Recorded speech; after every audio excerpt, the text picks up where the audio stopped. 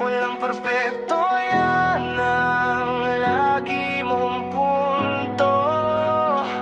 Pero ang mo gawin yung dahilan para ulit-ulitin ang pagluloko.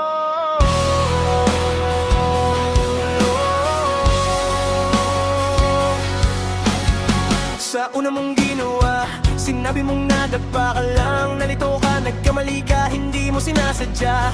Pinatawad ka kasi mahal ka, pinaniwalaan ka kasi mahal ka. Pero naging sirang plaka ang dahilan mo.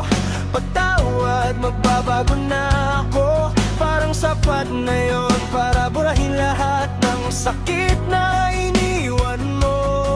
Ilang beses kang pinatawad, ilang beses umasa, ilang beses mo inulit. Tapos gusto mo tatahimik lang ako na parang aso.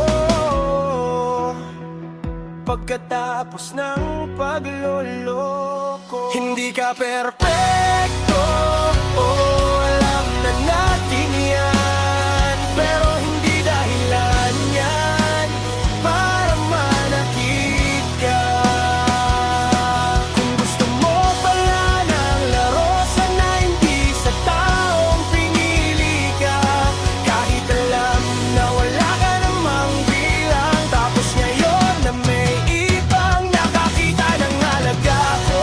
Magpapaawa ka sa harap ng lahat, sumisigaw ka sa mundo na ikaw ang niloko.